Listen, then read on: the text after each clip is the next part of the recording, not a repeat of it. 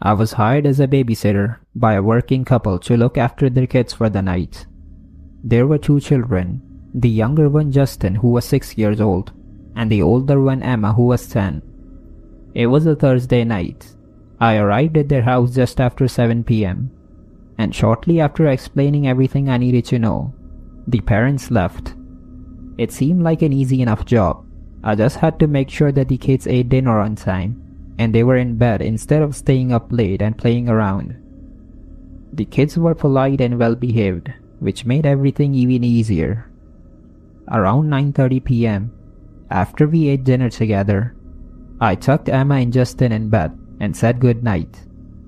After that, I sat down in the living room and watched TV for a while. Just after 11 p.m., I walked into the kitchen and began making coffee for myself.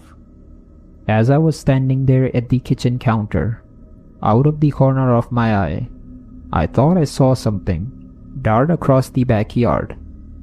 It happened so quickly that I couldn't exactly tell whether I had seen something or if I was just imagining things. But just to be safe, I walked over to the kitchen window and looked outside. There was nobody there. I glanced around for a few more seconds before convincing myself that I had probably imagined it and went back to making my coffee. A little while later, Justin came downstairs and walked into the living room. I asked him why he was still up, so he looked at me and quietly told me that he couldn't sleep because the man wouldn't let him sleep. I stared at him in complete confusion and asked him which man he was talking about. Justin replied that it was the man inside the closet. And the moment he said those words, my stomach dropped. I slowly walked upstairs and carefully peeked inside Justin's bedroom, and I saw that the closet door was now completely wide open. I've honestly never been this terrified in my life. So instead of walking inside, I slowly backed away from the room and ran straight toward Emma's bedroom. I grabbed both kids without saying much, and then I rushed outside the house. I kept the kids close to myself, and then I immediately called 911, frantically explaining to them what had happened. We waited for the police on the neighbor's front porch until I finally heard sirens approaching in the distance. Within minutes, several police officers arrived and entered the house. And just a few moments later, I watched in horror as I saw them escort a man out of the house in handcuffs. The man had long dirty hair and he was wearing old rugged clothes. He honestly looked like a homeless drifter. I was completely shocked as I witnessed all this. The police later explained that the man had apparently snuck into the house almost immediately after the parents left, and he had been hiding inside the entire time, snooping around and searching for food. Needless to say that the parents were completely horrified when they found out. I'm just grateful that both the kids were safe and that nothing worse happened.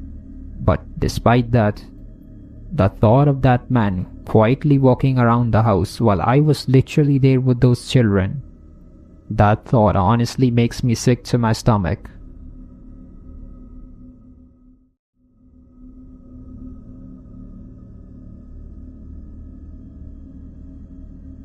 When I was in middle school, me and my 3 friends, Ron, Ethan, and Sim, had a sleepover at Ethan's house while his parents were away for work. It was one of those weekends where we planned to stay up all night, playing video games and just having fun. Around 10 p.m., we had played so many games that we actually got tired and wanted to try something else. So Ron suggested that we start making prank calls to random phone numbers. It was pretty harmless at first. We just called a couple of restaurants and coffee shops and just messed around with them for a while. I remember having an absolute blast with my friends doing that. But after some time, Ron dialed the number of some random bookstore that we found on the internet. It took a while for the person to answer, but they eventually did. On the other end of the phone, a man answered in a deep, rough-sounding voice. Ron immediately started cracking jokes and making up a fake story while the rest of us were trying hard not to laugh. After listening for a few seconds, the man finally spoke up. His voice was calm, but he sounded strangely angry. He asked us if we thought that this was actually funny, to which Ron immediately answered yes, and we started laughing at his quick response. After a brief pause, the man spoke again. He said that we shouldn't have done this, and that we will regret calling him. We all burst out laughing at what he said. We thought that it was just some random guy trying to act all tough over the phone. And a few seconds later, the guy hung up. We joked about how cringe and corny that guy sounded, and just how over the top his responses were. But then we quickly moved away from that and continued calling more restaurants. Around midnight, we ran out of soda, so Tim went downstairs to grab drinks from the kitchen. But less than a minute later, we heard him sprinting back upstairs to the bedroom. He slammed the door behind him. Then he looked at us with a very pale expression on his face, and then he said that someone was outside the house. We all got up and rushed over to the bedroom window and carefully looked outside. The front yard was completely empty, and we didn't see anybody outside. I asked him if he was sure what he had seen, and he said that he was. He said that he was grabbing drinks from the kitchen when he glanced outside the kitchen window and saw the face of a man pressed against the kitchen window looking inside the house. And then all of a sudden, Ron's phone lit up. It was a text message, and it came from an unknown number, and as soon as he opened it, every single one of us went completely silent. It was a photo of the front of the house. The picture had clearly been taken moments earlier. We immediately locked the bedroom door and called 911, explaining to the police about a potential break-in. Those were honestly the most terrifying moments of my life.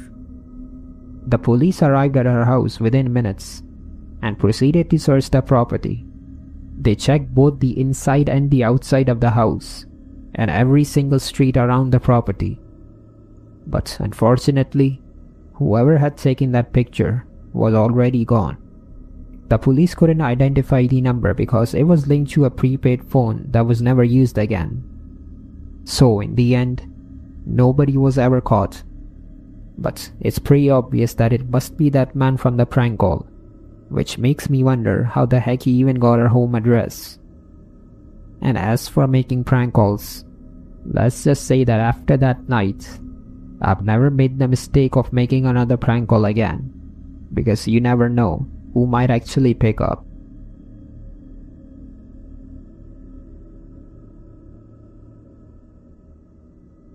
When I was 17 years old, my parents and I lived in a quite suburban neighborhood. It was a peaceful neighborhood where everyone pretty much knew each other, so it was nice living there. But during that time, there was an incident that happened that I will probably never forget. Our next door neighbor was a man named Sam. Sam was probably in his early 40s, and he pretty much lived by himself. From the outside, he seemed very pleasant and gentle, and he got along with almost everyone. But for some reason, I always got this weird feeling from him. I don't know exactly how to explain it, but I guess every now and then, I would notice small things about him that really made me uncomfortable. Sam was unusually attentive toward me. It almost felt like he would actually go out of his way to interact with me. Like whenever I came home from school, he somehow always happened to be outside, or if I was walking my dog, he would suddenly appear out of nowhere and just randomly try to start a conversation with me. Sometimes I would look out of my bedroom window and I would see him standing in his front yard, staring in the direction of my room. I mentioned it to my parents a couple of times, but they told me I was probably overthinking it and that he was just an awkward and lonely man. So because of that, I just kept brushing it off, thinking that that's just how he was. But all of that changed in a single night. My parents drove to another city to visit some relatives, and they planned to stay the night there. It was actually the first time I would be home alone, so in a way, it was exciting for me. By midnight, I had finished eating dinner, and I was just laying on the couch watching TV in my living room. And that's when I heard a knock on the front door. I slowly walked toward the front door and looked through the peephole, and I saw that it was Sam. It was a bit strange that he would actually show up, especially at this hour, since he never really came over at all. Without opening the door, I asked him what he wanted, and he said that he had run out of bread and potatoes, and that he wanted to know if he could borrow some from us. That excuse itself felt strange.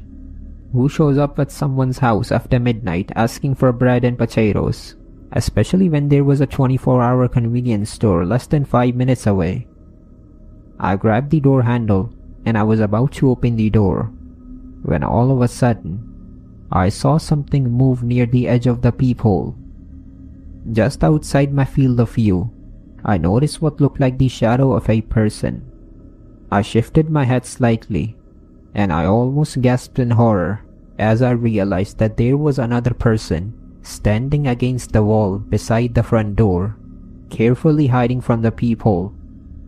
My heart immediately started racing.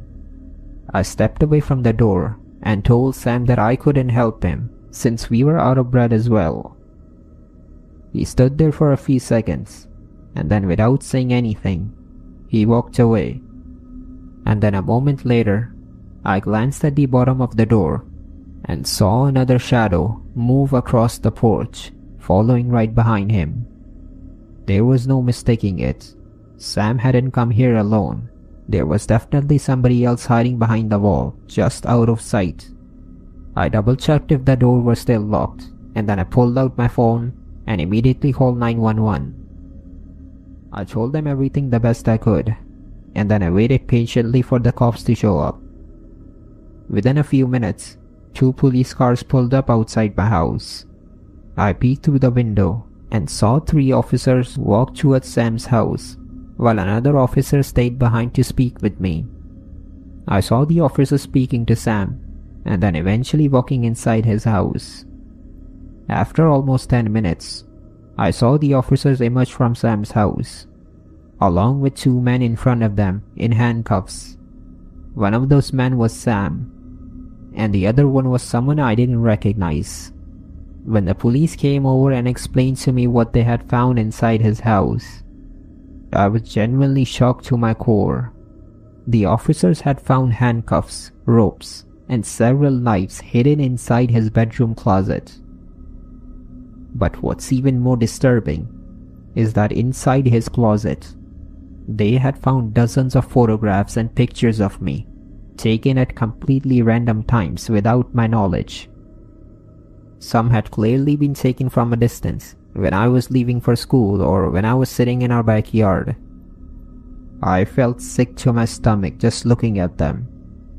The police eventually took the man away, and that was actually the last I ever saw of Sam.